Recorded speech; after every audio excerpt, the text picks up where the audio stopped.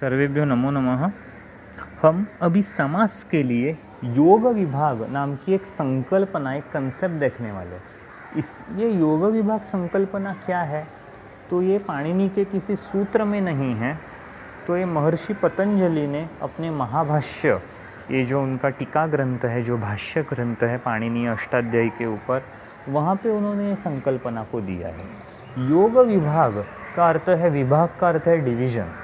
तो डिवाइड करो, किसे हमें डिवाइड करना है? तो पाणिनि के सूत्र को डिवाइड करना है। जनरली ये योग विभाग संकल्पना हर प्रकार के समास सूत्रों के लिए लगती है। कोई भी समास सूत्र हो, यहाँ पे हम योग विभाग को अप्लाई कर सकते हैं। योग विभाग ये क्या है? तो जब हम कोई सूत्र देखते हैं तो सूत्र में समास करने के लिए कुछ एक कंडीशन दी हुई है। जैसे अगर हम सप्तमी शौंडेयी, ये सप्तमी विभक्ति तत्पुरुष का एक उदाहरण देखेंगे। ये सिर्फ उदाहरण है। योग विभाग संकल्पना हम सभी प्रकार के समास सूत्रों के लिए लगा सकते हैं।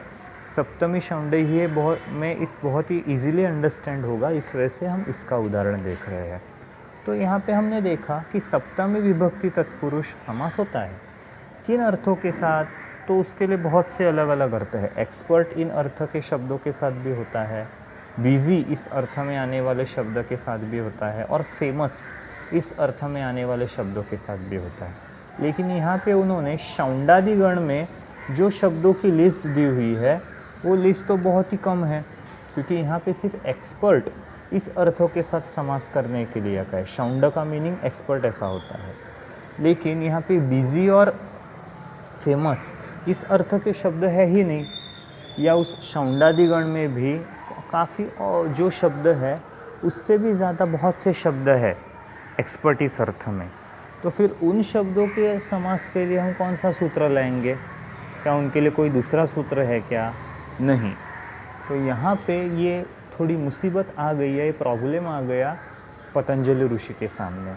इस सूत्र में जो शब्द दिए हैं या जो कंडीशन है, उसके बाहर भी बहुत से ऐसे शब्द हैं जिनका समास हो रहा है सप्तमी विभक्ति में या किसी अलग अलग प्रकार के समासों में।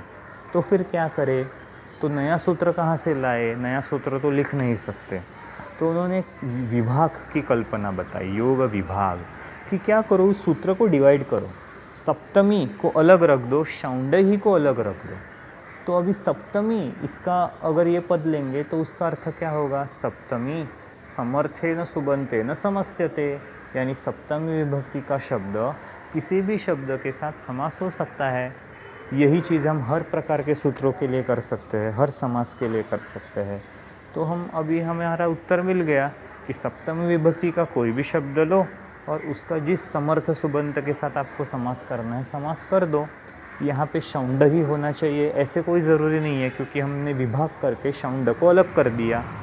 यही है योग विभाग संकल्पना। तो सूत्र लिखते वक्त हम सप्तमी शौंडेयी ये सूत्र लिखेंगे, लेकिन वो योग विभाग की संकल्पना हम अपने मन में रखेंगे कि हमने यहाँ पे योग विभाग किया है, और शौंडादि शब्दों के अलावा ऐसे भी बहुत से अलग अलग शब्द हैं, उनके साथ भी हमने ये समास किया है जो कि सप्तमी तत्पुरुष है। तो क्यों? क्योंकि यहाँ पे सप्तमी शब्द तो हमें मिल रहा है, तो हमें उसका विभाग करके हम अपना सूत्र या अपनी रूप सिद्धि कर सकते हैं। ये एक योग विभाग की संकल्पना महर्षि पतंजलि ने बताई है।